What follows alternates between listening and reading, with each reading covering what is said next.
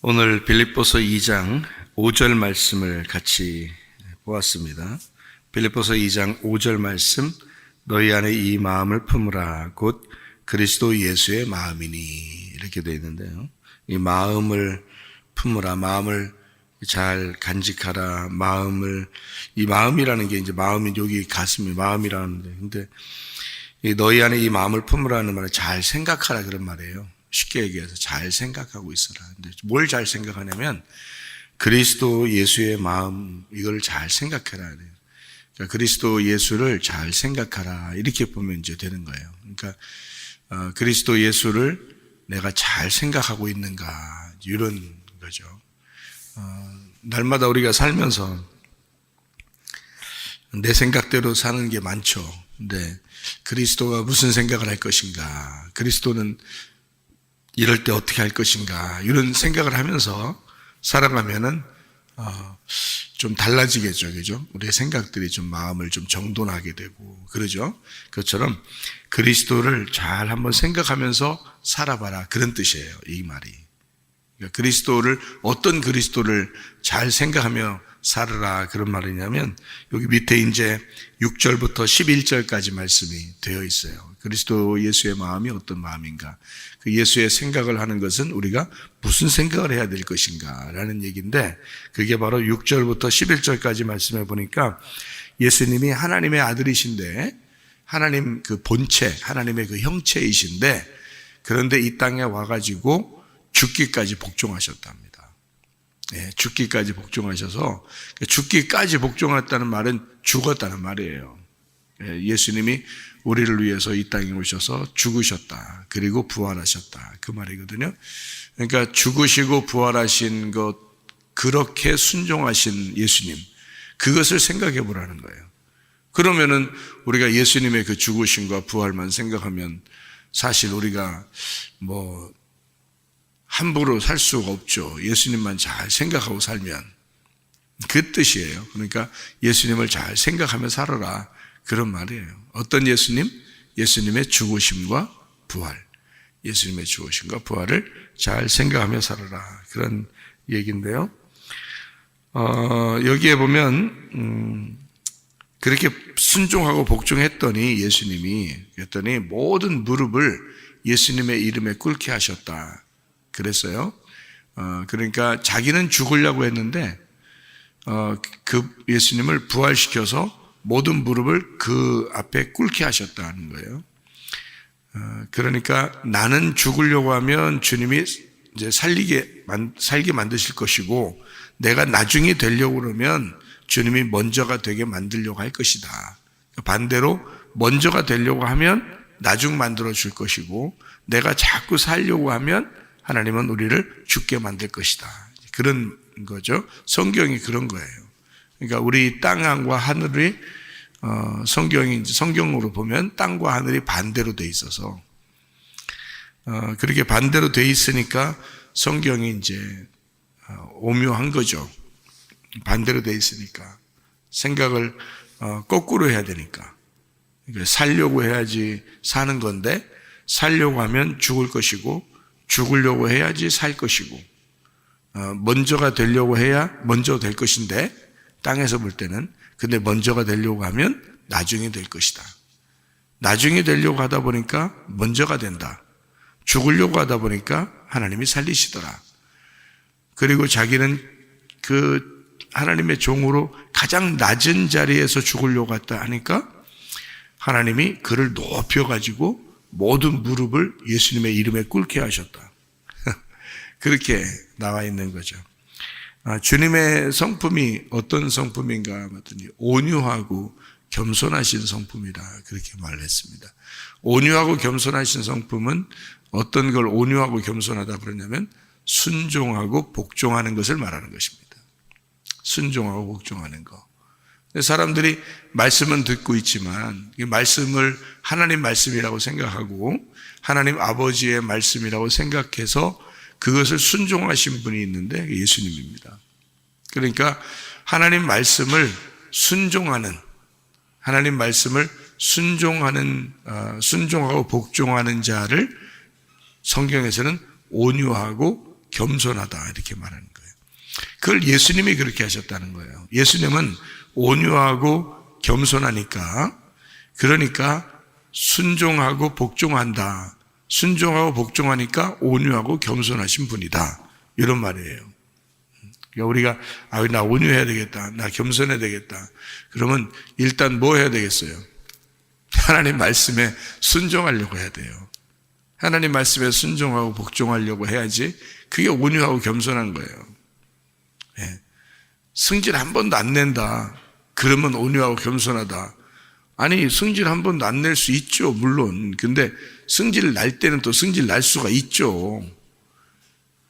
예수님은 성경에서 보면 예수님은 성질 안 냈나요? 바리새인들하고 사두개인들을 만났을 때는 성질 냈죠. 그리고 성전에서 돈 바꾸고 비둘기 팔고 이러는 사람들 다 내쫓으면서 채찍으로 막 때리고 그랬죠. 예수님도 승질 냈네요. 그러니까 승질 나니까 승질 낸 거 아닙니까? 그러면 그렇게 했다고 해서 예수님 승질 내시는 분이야 이렇게 말할 수는 없는 거죠. 예수님이 승질을 낸 이유는 성전을 깨끗하게 하기 위해서 그런 거죠. 그죠? 성전 안에는 살아있는 것들이 들어와서는 안 된다는 겁니다. 성전에는 죽은 것만 들어와야 되는 거죠. 재물이 돼야지 들어오는 거예요. 근데 살아있는 것들을 안에서 팔으니까 그걸 쫓아낸 거죠. 그럼 우리도 내가 살아있으면 그럼 하나님이 나를 쫓아내시겠네요. 그죠? 내가 살아있으면 예배드리는 내가 살아있으면 나를 쫓아내겠네. 그러면 누구는 안 쫓아내겠어요? 죽어있는 자는 안 쫓아내겠네. 그죠? 내가 죽어있으면 안 쫓아내겠네. 내가 살아있으면 쫓아내는 거죠. 그러니까 하나님의 아들 예수님도 승질을 냈어요. 그죠? 바리새인들하고는 막 욕도 하고 예? 그럼 바리새인들 입장에서 볼 때는 예수님이 굉장히 승질 잘 내는 분이라고 생각했겠죠. 근데 여러분이 우리가 성경을 보면서 그렇게 생각하나요? 예수님이 막 승질 내시는 분이다 이렇게 생각하나요? 그러지 않죠. 바리새인들 입장에서 볼 때는 승질 내시는 분이고 성경에 보면 사마리아 여자한테나 소경한테나 또 삭개오한테나 38년 된 병자한테나 이렇게 죽은 아들의 그 과부 엄마 그 과부는 한테나 이런 사람들한테는 예수님이 굉장히 긍휼한 마음을 또 가지신단 말이에요. 그게 온유하고 이제 겸손하신 분이거든요. 그러니까 원래 근본이 온유하고 겸손하신 분이란 말이죠. 그렇죠? 예, 그러니까 온유하고 겸손하신 분인데도 승질도 낼 수 있다는 얘기예요. 그러면 언제 승질 낸 거예요? 아무 때나 여러분 기분 안 맞는다고 승질 내고 그러면 그게 예수님이 승질 냈던 거하고 똑같은 거예요? 예수님은 승질 낼 때만 냈어요. 금방 얘기했지만 성전을 깨끗하게 해야 되겠다 할 때 승질 냈죠. 성전을 깨끗해야 돼. 그러니까 살아있는 걸 죽여야 되니까 얘기한 거예요. 그때만 승질냈어요. 너 살아있다 이거야. 살아있으면 안 된다. 죽어야 된다. 하나님에게 올 때는 죽어서 와야 된다. 이거를 알려주려고 승질낸 거거든요. 그러면 그게 승질이 그냥 우리가 이 땅에서 내는 승질하고는 다른 거죠. 그런 승질은 의로운 분노라 그러는 거예요. 의로운 분노. 그런 건요. 의로운 분노는 우리 속에서 있어야 된다는 겁니다. 의로운 분노는. 여러분, 의로운 분노라는 게 있어야 될 때 또 없어, 또 사람들이. 그리고 승질내지 말아야 될 때 가서 또 승질내. 반대로. 예수님은 아무 때나 승질내지 않아요. 그러니까 진짜 의로움을 자기가 나타내야 될 때는 의로움을 위해서 승질을 낸 거지. 그럴 때만 승질내는 거예요. 아무 때나 승질내는 게 아니죠. 예수님 승질내는 걸 잘 보면 알죠. 그죠? 그래서 의로움의 승질이 뭐냐? 의로움의 승질.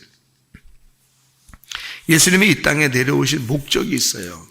그 목적이 진리를 전파하기 위해서입니다. 진리를 전파한다는 말은 껍질을 율법의 껍질을 벗겨주기 위해서 오신 거예요.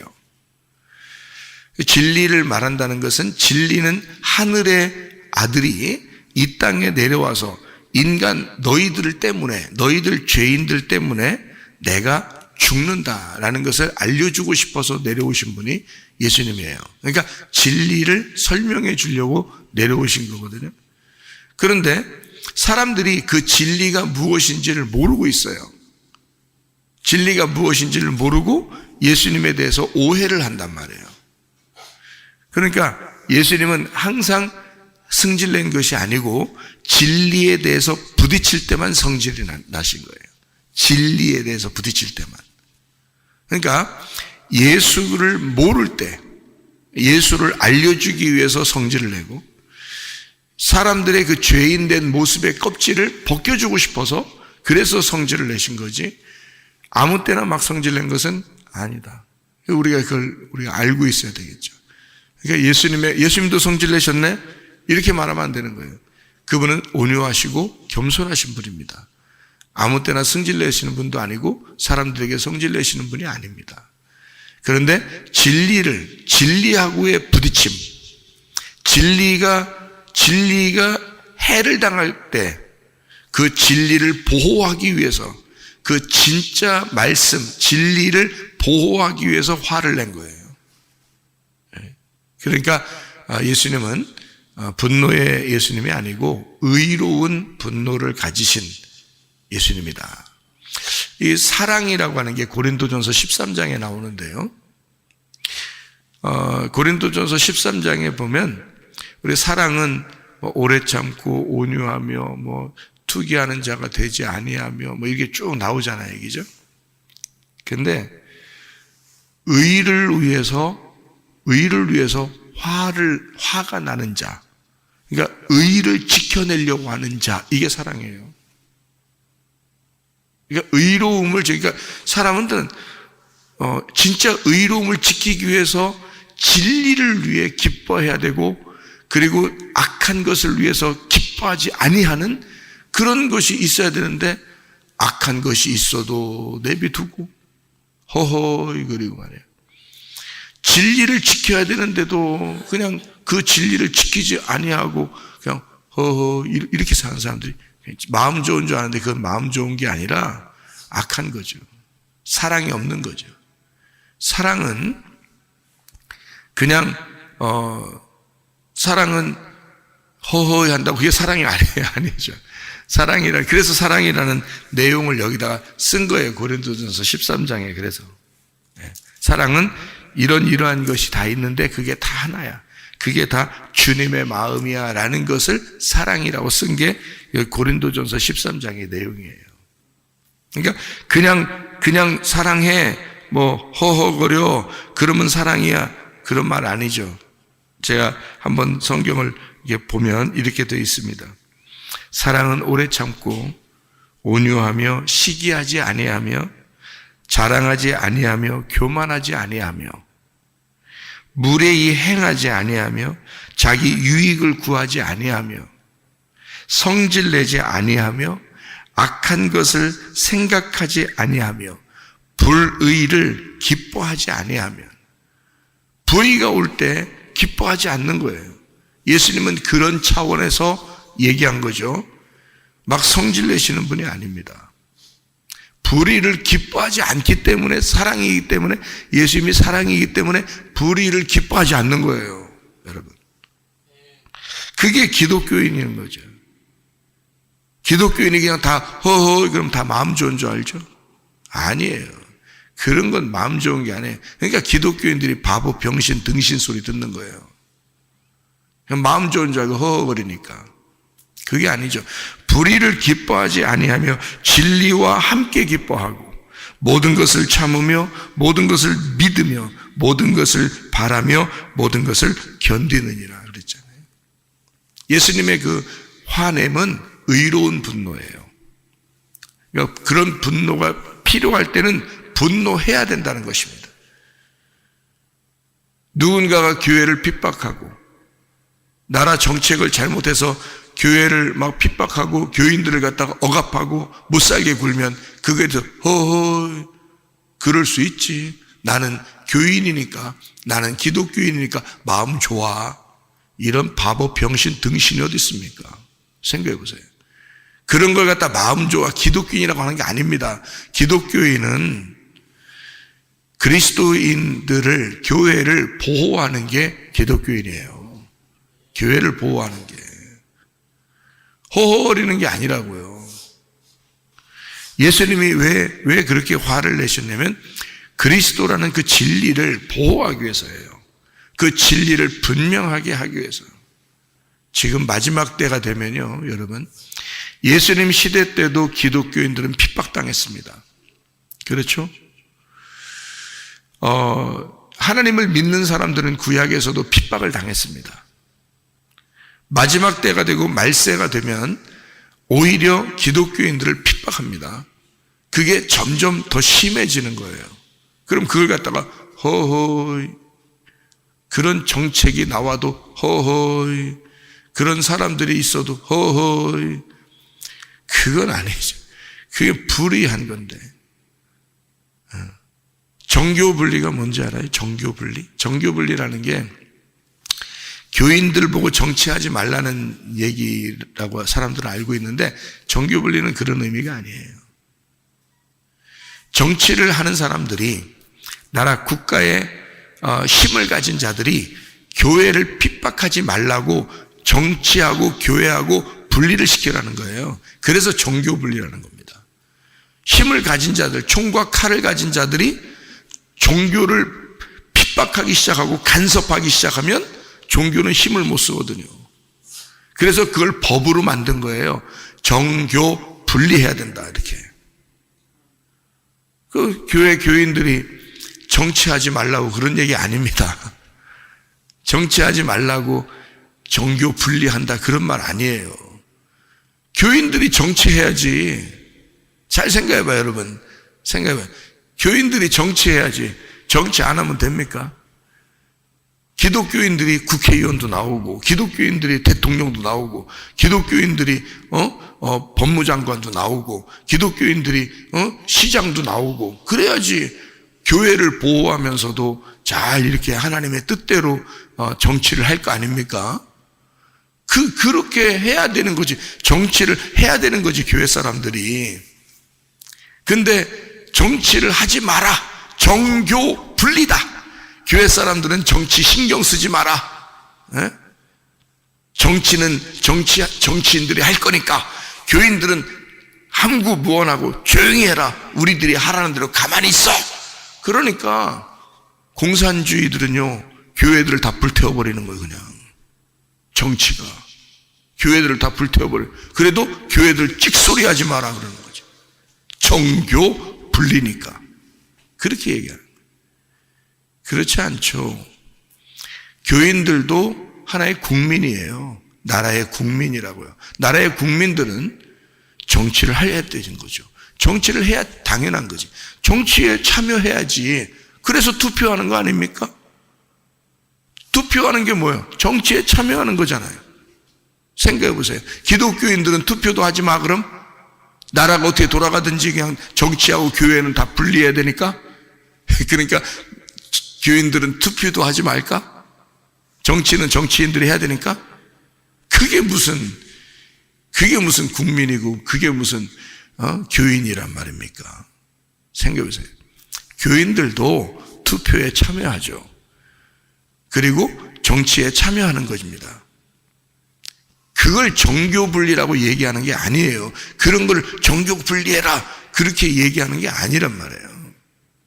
정치와 교회를 분리하라는 말은 정치인들은 총과 칼을 가지고 있기 때문에 잘못하면 예수를 믿는 자들, 기독교인들을 수많은 사람을 핍박하고 죽일 수가 있어요. 그래서 그거 하지 말라고 법으로 정해놓은 게 헌법입니다. 종교 자유. 종교는 자유해야 된다. 그게 헌법에 그걸 명시해 놓은 게 그게 성경적인 가르침이에요. 왜냐하면 정치와 종교에서 이것을 같이 놓으면 있잖아요. 정치가 교회를 핍박하게 되면 수많은 사람이 순교하게 되고 죽임을 당하게 되잖아요. 그래서 이거를 갖다가 어느 나라든지 종교를 핍박하는 나라들은 그 나라가 그걸 핍박하잖아요. 예수 믿는 사람들을 미워하고 핍박하고 그것을 하지 말라고 법으로 정해놓은 게 종교 분리라는 단어예요. 근데 그거를 모르고 그냥 교회 다니는 사람들은 정치하지 말라고 그렇게 교회 목사들은 정치 얘기하지 말라고 교인들은 정치 얘기하지 말라고 아니 그럼 투표도 하지 말아야지. 그게 정치인데 생각해 보세요. 교인들이 그러니까 뭔가 잘못된 거라고 잘못된 이야기를 자꾸 퍼치는 거라고요. 그 안에 민주주의는 다 모든 국민들이 정치에 참여해야 되는 거예요. 민주주의는 다 같이 참여해서 나라를 서로 의논하고 서로 생각하고 그러는 거거든요. 그게 성경적이거든요. 근데 그거를 잘못 오해하는 사람들이 있다는 말이죠. 교회는 나라하고 같이 나가야 되는데 나라의 보호를 받게 돼 있어요. 교회는. 근데 나라가 교회를 보호하지 아니하고 막 핍박하기 시작하고 교회를 갖다가 무시하고 교회의 말을 듣지 아니하고 하나님을 갖다가 능멸하게 되면 교회는 분연히 일어나는 것입니다. 그 교회가 일어난 때가 언제예요? 일제시대 때입니다. 일제시대 때 일어났어요. 6.25 사변 때 교회가 일어났습니다. 왜 그런지 아세요? 교회들을 불태우고 교회 사람들을 죽이니까 그런 거예요. 일제시대하고 6.25 사변 때. 그때는 교회가 다 같이 일어나잖아요. 그래서 나라를 살린 겁니다, 여러분. 나라가 교회 때문에 사는 거예요. 6.25 사변 때 교회들이 일어나지 않았으면 다 멸망했습니다. 우리나라. 그냥 공산당 되는 거예요. 일제시대 때도 그냥 교회가 일어나지 않았다면 그냥 일제의 지배하에서 하나도 일어나지 못했습니다. 여러분. 교회가 일어났기 때문에 우리나라가 이만큼 민주주의 나라가 된 거고요. 교회가 보호받고 지금까지 살아온 것입니다. 교회가 일어났기 때문에 그렇습니다. 일제시대하고 6.25 사변 때. 그러면 왜 사람들은 정치를 하는 사람들이 교회 사람들을 갖다 무시하고 교회 사람들은 일어나지 마라. 우리가 하는 대로 가만히 있어라 너희들은. 이렇게 불의하게 얘기해도 교회를 막 핍박하고 막 교회 갖다가 막 무시하고 해도 교회 사람들은 허허이 사랑이요. 이게 기독교인들은 사랑해야 돼요. 허허이 다 사랑. 그러면 그게 사랑이 아니라고 나오잖아요. 사랑은 불의를 기뻐하지 않는 거란 말이에요. 그걸 사랑이라 그런다고. 예수님은 사랑으로 이 땅에 오셨다고요. 그래서 이 땅에 오신 예수님이 불의한 것을 볼 때 기뻐하지 않는 거예요. 그렇게 하면 안 된다고 얘기해 주느라고 화를 낸 거란 말이에요. 너희들이 너무 살아있다. 죽어야 된다. 그래야 죽어야 하나님 앞에 오는 것이다. 라고 화를 낸 것이고, 바리새인들, 서기관들, 사두개인들을 볼 때 너희들이 너무 외식적이다. 너희들은 하나님을 믿는 게 아니다. 너희들 왜 그렇게 인생을 사느냐라고 화를 낸 것입니다. 지금 여러분, 기독교인들도 말입니다.